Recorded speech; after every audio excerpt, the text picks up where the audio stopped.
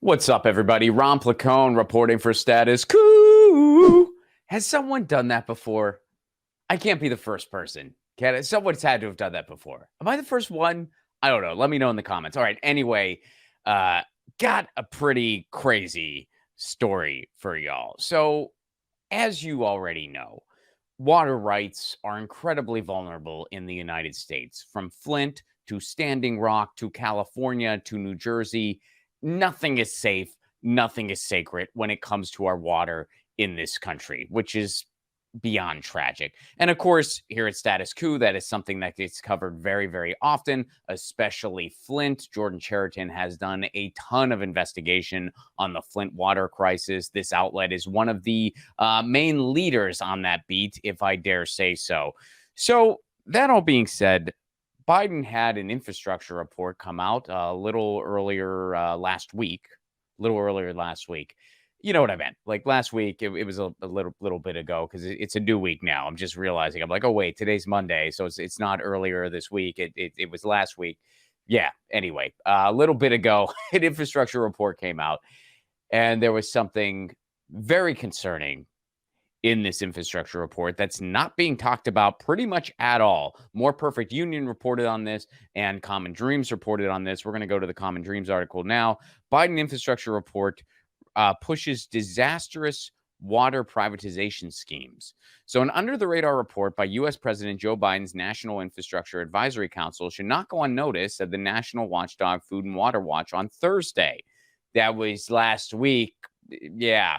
Anyway, as buried in the documents is a call for privatization of the U.S. water systems, which progressive lawmakers and civil society groups have long opposed.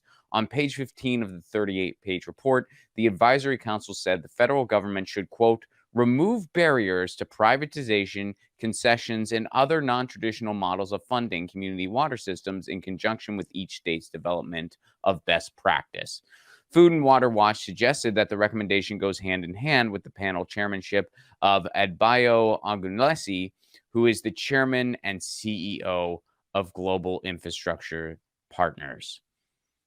What is Global Infrastructure Partners, or GIP, by the way? They go on to tell you GIP is an infrastructure investment bank with an estimated $100 billion in assets under management that targets energy, transportation, digital, and water infrastructure. So the guy who has a huge financial incentive in privatizing water, he said, wait for it, suggested we should privatize water. Oh, and by the way, he's on the freaking committee. He's the chairman of this infrastructure advisory council, a guy who has all the financial incentives in the world to privatize water. And of course, privatization, we already see privatization in the United States, and it's been a disaster, i.e. Flint. So this is making the takeover of public water and wastewater utilities by a private corporation, often under the guise of improving aging systems and lowering costs, financially beneficial for the bank. So they go on to say, of course, Mary Grant, Public Water for All campaign director, called the recommendation a terrible idea. Went on to say President Biden should have never appointed an investment banker to chair an advisory council for the nation's infrastructure. Wall Street wants to take control of the nation's public water systems to wring profits from communities that are already struggling with unaffordable water bills and toxic water. Yeah, whenever privatization happens to our water, the infrastructure does not improve. It actually gets way worse, and costs go up by about 59%. So you're paying more for your water, and you're getting terrible, toxic water. That's what happens every single freaking time. And this advisor, who, just so happens to have about $100 billion incentive to privatize water across the country, suggests, I think we should privatize water. My totally unbiased analysis says we should privatize water. These are the types of people Joe Biden appoints. And look, folks, this is a reason why people on the left, i.e. me, as one of them, are so critical of blue no matter who stuff. Because guess what? Let's be honest. There's been pretty much silent around this. Pretty much silence. But let's be honest with ourselves. If there was a Republican in the White House, if Trump was in the White House, or Bush or whoever, if they were in the White House, chances are there would not have been as much silence on this. That they would have tried to push it under the rug no matter what. They always try to push stuff like this under the rug. But when there's a Democrat in the White House, even if it's somebody to the right of Reagan, like Joe Biden, there's still a lot of lulling to sleep. And stuff like this goes completely unnoticed. That's why you see stuff like NAFTA, the Telecommunications Act in 1996. That didn't happen when Bush was in office, did it? No, that happened with Clinton. There's a reason for that. And that's how the duopoly, that's bipartisanship, actually. That's how the duopoly really works. Like, hey, Republicans have a terrible idea. Democrats might need to help them sell it. There we go. So this is a terrible thing that would be disastrous if it ever happened. And it would make a ton of people vulnerable. You have a nation of people who are barely hanging on as it is, who are choosing between rent or groceries, who are rationing their medicine, who cannot get basic care or necessities, which makes you wonder, what is the point in having a country if there is not just the most basic of social safety net for people? What is the point? So you have people that are just on the brink of breaking as it is. Now you're going to add to all that. Oh, guess what? You're going to get shittier water and you're not going to be able to afford it. Does this look like a first world country to you? What in the hell? Now, you might be thinking, well, gee, I live in a state where this is unlikely to happen. I live in a state where this is probably not likely to happen. So I guess I'm going to be okay, right? Well, I got some more bad news for you, unfortunately. We're going to go to the transcript of a Democracy Now! Interview. Now, this interview is with Warigia Bowman. I'm probably mispronouncing that, and I apologize. Warigia Bowman is the Director of Sustainable Energy and Natural Resource Law at the University of Tulsa College of Law.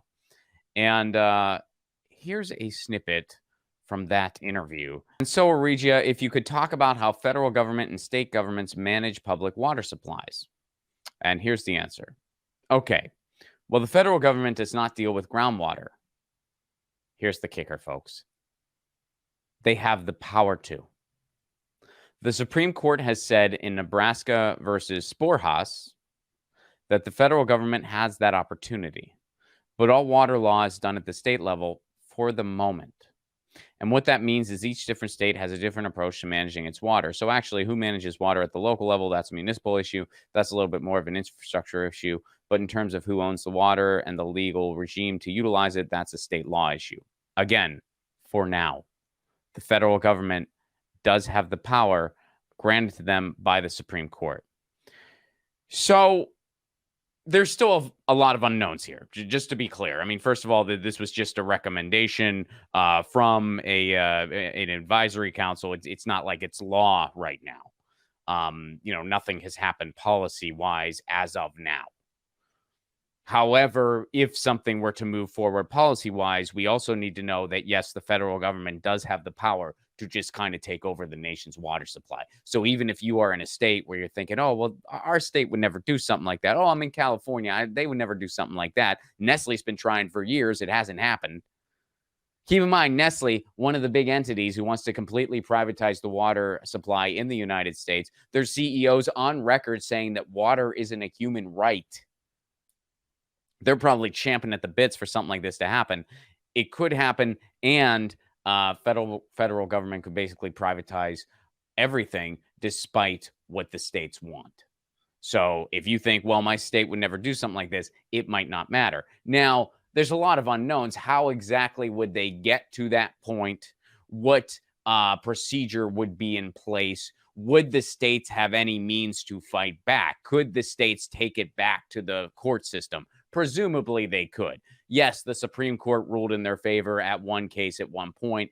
They could still take it back to court. Would the Supreme Court rule the same way? Tough to say. We have a Supreme Court that is a bunch of dogmatic religious extremists that are far right that would likely side to with the corporations in every case. However, they also preach the gospel of small government, and a lot of times they favor on the side of state rights. Usually they do so a state like Texas or Utah can do something completely completely backwards and religious, extreme, impose their religious extremism on people even more so.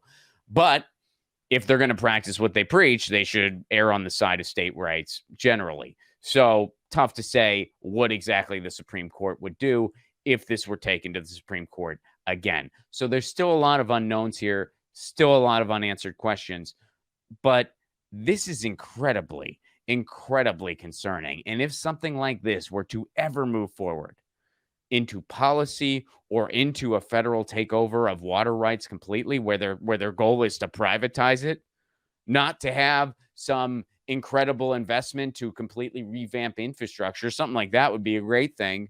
But no, not to do that, but to privatize it completely, to gut any protections and just allow private entities to have their way, which, by the way, whenever that's happened, the effects have been a disaster.